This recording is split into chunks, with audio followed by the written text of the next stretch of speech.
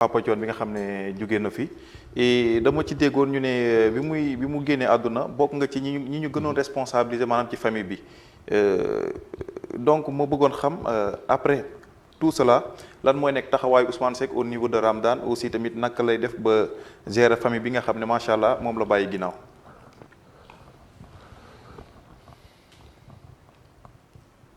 Jërëjëf Bara loolu tout d'abord man damay jaale àdduna parce que Thione ku nekk mën na ko jaale sa moroom nekkoon na koo xam ni wax dëgg yàlla xëy na naam xamoon nañ ko waaye bi mu génnee àdduna ci la ñu gën a xam qui était vraiment Thione Seck donc lim fi bàyyi nag lu yaatu la loo xam ne ñun suñuy sët sax mën nañ ci liggéey biñ ci gën a ràññee mooy CEDEAO en cœur nga xam ne rassemblé na presque toute l'Afrique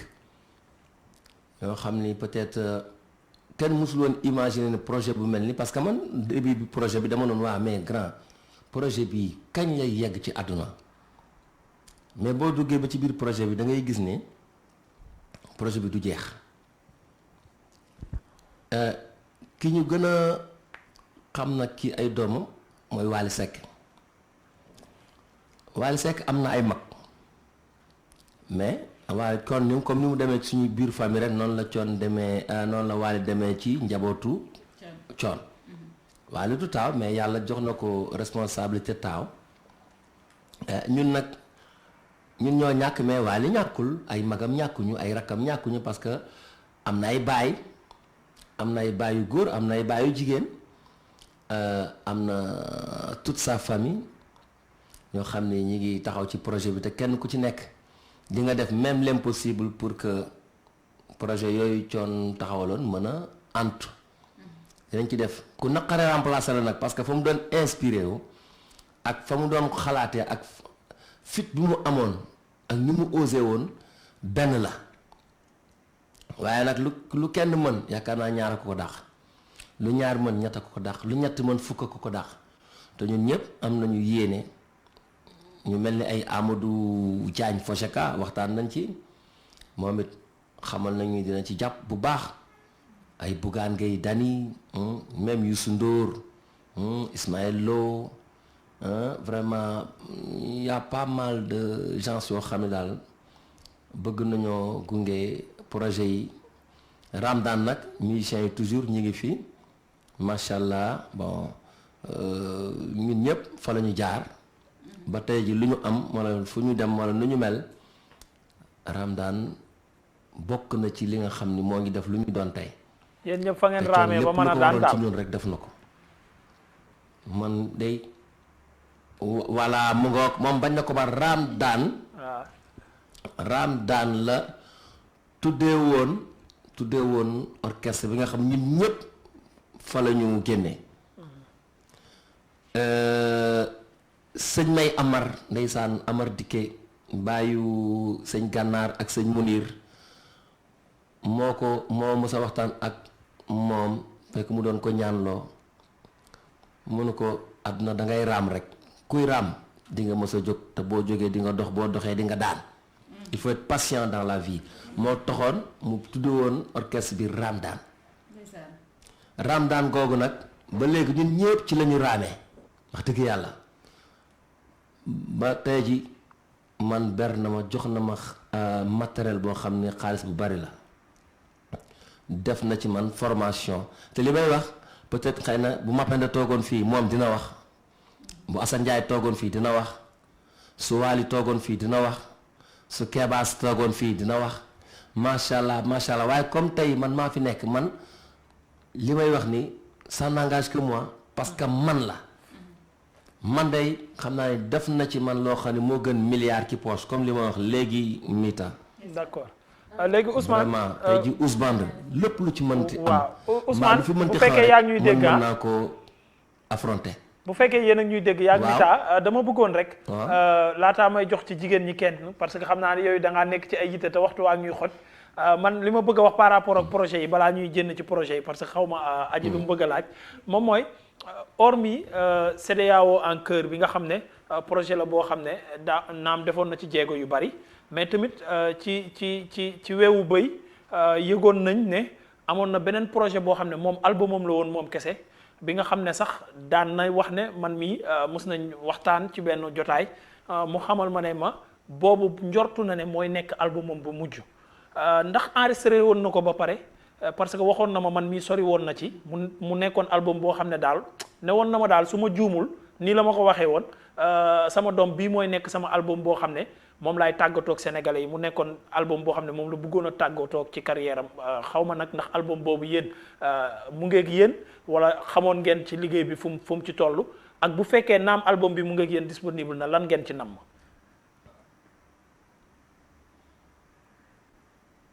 waaw commencé woon na album bi am na ci ay morceaux yu mu jotoon a enregistré mais xam nga album gaawul noonu parce que les grands musiciens du monde seen album duñu ko def ci 1 mois wala 2 mois wala 3 mois mën na jël ay at parce que toujours dañuy bëgg loo xam ni un produit bien fait nga xam ni consommable presque durant toute la vie donc loolu moom daf ko commencé mais Thione même bu bëggoon retiré wu sax Sénégal ñoo ko soxla woon parce que ñun dañoo nekk ci réew moo xam ni réewum ay nit ñu gëm lañu te Thione lépp lu mu mës a way day nekk ci téere alxuraan mbaa mu nekk ci sunna yonent bi sallallahu alayhi wa sallam mbaa mu nekk ci njàngaleem mag ñu baax ñi ci réew mi jéggi sax ñi nga xam ne nekkuñ ci réew mi tey di leen borom xam-xam nga xam ne dañuy jàngal nit ñi lii seen njariñ tey ak ëllëg kon ku mel noonu wax dëgg yàlla kooku bu demoon sax ba bëgg a jël ay lengeem di ko wéer nit ñi ne dañaan ko non on a toujours besoin de toi donc moom loolu yéenam la woon Thione bi mu bëggee bàyyi sax yàgg na mais moom dem na ba moomatul boppam la preuve en est que bi mu génnee àdduna am nañu problème bu rëy pour mu mën ko sax denc li daloon Umu Kalsoom ak célébrité yu bari ci àdduna nga xam ni dangay faatu say mbokk bëgg laa defar ci dal bëgg laa ñaanal ci dal mais nit ñi gën laa bëgg que say mbokk loolu wax dëgg yàlla lii gëj naa ko gis ca ndongoloo wax dëgg yàlla ca ndongoloo laa gëjee gis lu mel nii moo tax projet boobu mi ngi en cours toujours am na yu mu jot a enregistré li ci war a mottaliku nag ñun famille bi incha allah dinañ ko yeggali képp ku ci war a bokki te doon wëllëreem nga xam ne amoon na ak yow yéene lépp incha allah dinañ ko dox waaw ñu ngi ñaan man moom bëgg naa mu génn du mën a oyofa noonu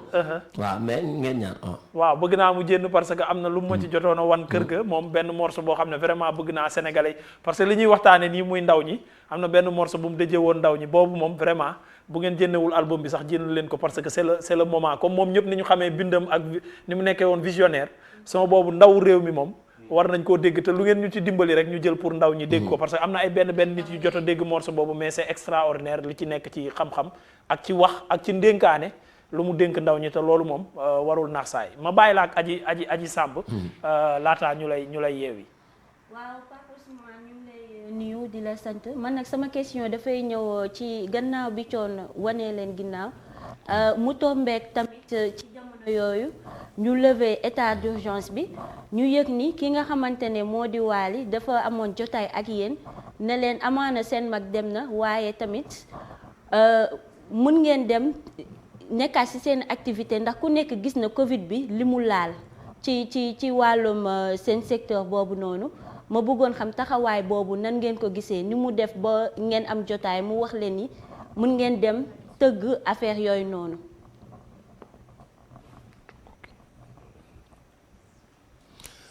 jërëjëf Aji xam nga sax Wally moom suñu doom la ñun ñoo koy digal muy def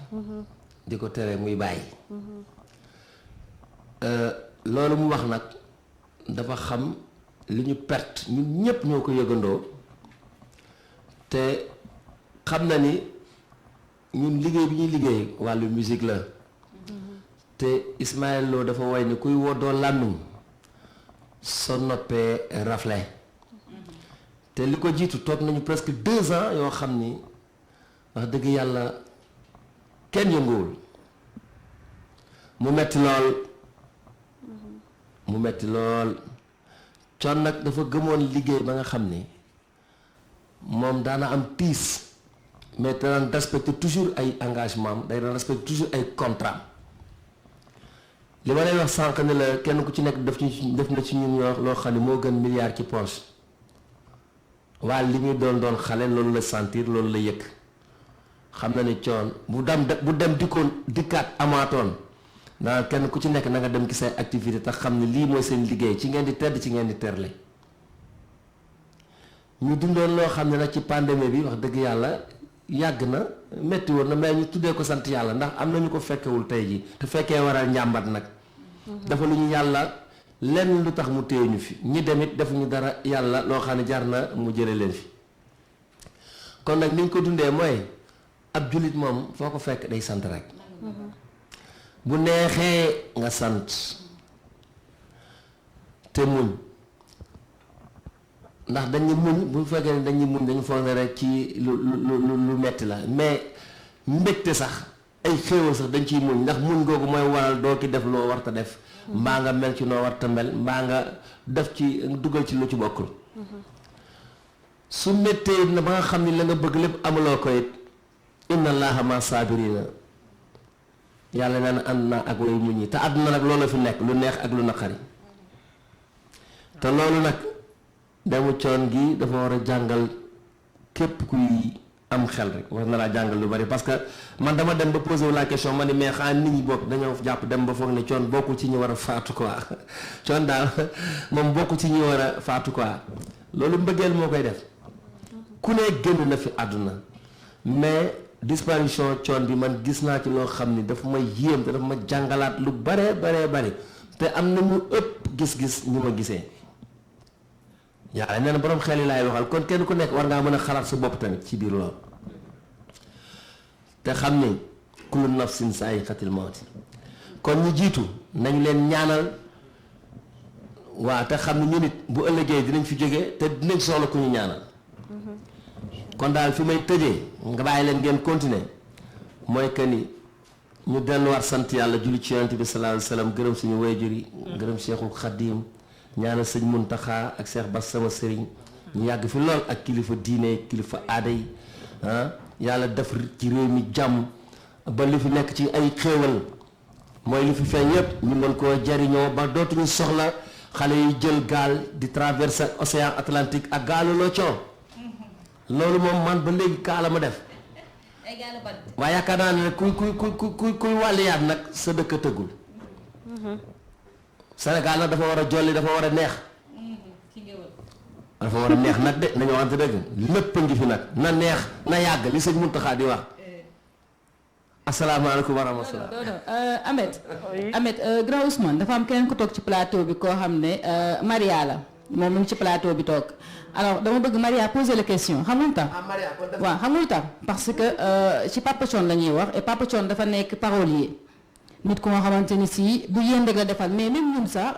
parfois da nga déglu benn son bu nga xamante ni si Papa Thione day mel ni kuy wax ak yow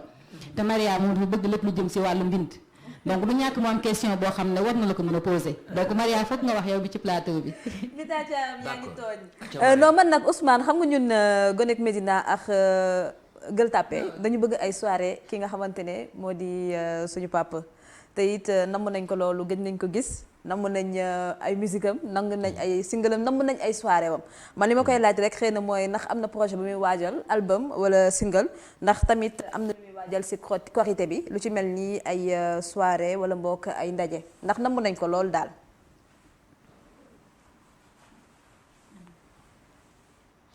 d'accord Maria maa ngi wax léegi ci biir ni Mita jox naa ko benn CD. benn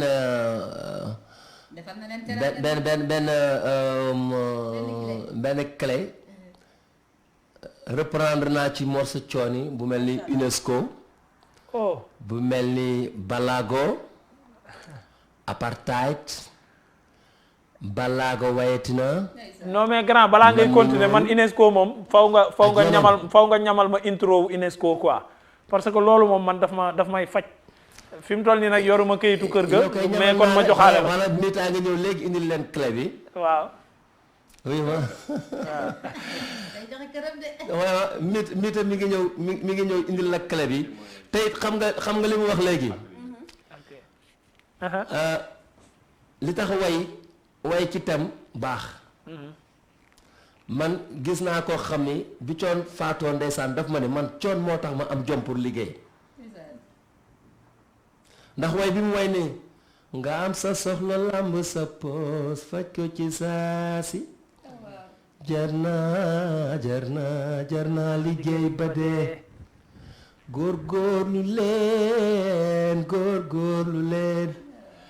góorgóorlu leen ci daan sa doole. mu ne ma su ma xëyee tayal sax su ma dégloo way coon boobu damay sol sama tënu rek jóg. déglu nga ba tay waajoo xam ne tey jii dafa jëloon na otoom di waaj dem fa ñuy naanee sàngara. il faut ñu wax ko mu toog dégg coon di way naan bul kaaf ak moom bul maslaak moom te bul jàmmook moom bu teelu sàngara duma seq ak moom yoo nee na mu dëpp. waa UNESCO nag doo si ñëw nga ne la gëjën naan sàngara waaye wax dëgg yàlla nag UNESCO ñëw ci waay pour tout tànk yi. Une lumière est née du fond des cœurs qui jaillira sur toute la terre. Tu es le soleil, tu es l'espoir, l'avenir pour toujours. Oh UNESCO, tu disposes l'éducation aux enfants. Tu mets la science au service du développement. Tu sèmes les cultures aux 80. Oh UNESCO, il y a tant de larmes à chercher, tant de misère à effacer, tant de cerveau à former. lépp ci kala bi nag waaw. may naa la mi taa caam. 8 titres nag Ahmed teraanga pour Seneweb la. monsieur Souane dafa am lu mu la bëgg a wax laataa ñuy tàggatoo ma bàyyi la ak moom. daf ñuy fàttali lu bëri ndax man dama juddoo Caaroy Gaar. waa acca. dama juddoo Caaroy Gaar biir Biafra am suñu benn équipe bi Ramdan nañ ko tuddee. Ramdan nag. Ramdan bu Caaroy Gaar maa ngi nuyu waa Caaroy Gaar yëpp nuyu équipe bi coach beeg ñëpp ak président bi waaye di wax ne rek dañu daan tooñ naan yéen da ngeen di raam waaye doole mës a daan waaye yàlla def na de macha allah jël nañu coupe yu bëri te ba léegi ñu ngi continuer di daan te lépp ci inspiration Papa Thion la di leen ko jàll encore une fois vraiment dégg baat bi nii rek li nga wëy nii rek yëngal na yaram yi mun naa wax ne yëngal na bët yi tamit donc di la sant di la gërëm di la ñaanal bu baax di leen ñaanal yéen tamit njaboot ba mu fi bàyyi yàlla may leen jàmm yàlla dëgëral seen taxawaay yàlla yokk xew lii bu baax a baax. macha allah. amiin jërëjëf. merci beaucoup Mita merci beaucoup Mita maa ngi lay jaajëfal di jaajëfal Ousmane bu baax a baax. donc damay bàyyi ñun dañuy dellu ci yu am fulla yi rek parce que teraanga yaa ngi fi xam naa moom ci kanam ngeen ñu gis maak Omar Sakho. non man ba ma ko déggee mu naan muy wax la muy wax ci emploi des jeunes ma gis décoru kër gi ak yi ngeen teg ci table yi ma xam ne moom yëgul dara ci li xew. Ahmed macha allah. yëgul fii metti grand Ousmane yëgul fii metti. macha allah. donc Ahmed c'était un plaisir. donc voilà c'était un plaisir damay tàggu internet du Seneweb TV seneweb.com di leen joxaat dig daje ëllëg rek ci plateau bi ñu nar a àndaat ci beneen mbégte koor mais damay bàyyi Ousmane Seck mu tàggatoo ak internet du Seneweb TV ak seneweb.com. waaw maa fi mita xanaa di kontaan Papa Ousmane daal am na mbégte di kontaan ci plateau boobu tamit moo xam naa ni plateau bi mbégte koor vraiment xam nga liñ ci wax am na solo te loolu rek mooy njariñu émission ak émission bu mën a doon ñu mën ci tirer xam-xam vraiment tey gis naa ni ay jeunes lañu mais am na luñ toogaale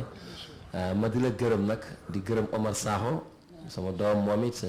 di gërëm internet yëpp. Omar Sakho mi dafa lekk loo Omar Sakho tamit bu koy tere Omar Sakho daa lekk ba doon nelaw sànq. non Amar li muy cadre amul fenn. laay la Amar kay moom macha allah yàlla dafa cat xale yi. amiin di leen wax nag lendemain Korité incha allah xam naa nag. waaw may tàmbalee waat Villa Cristal. ku ma fa dëgg ne wax Massa ni ñu koy waxee ci wolof. parce que auprès de chez Katia. voilà mu ngoog Maria d'accord kon allez Thiaye bye bye merci beaucoup. merci beaucoup à très bientôt inchallah. allez merci beaucoup grand Ousmane di kontaan bu baax a baax ci moom di kontaan ci Mita Thiam bi ñu demaloon ànd ak moom ci ndogu ak intégralité bi ak seen waxtaan ñoom ñaar di ngeen ko am ci suñu seen YouTube Seneweb TV may jaajëfal képp ko àndoon ak ñun sànq ba léegi nag ñu ngi woon ci wàllu emploi des jeunes.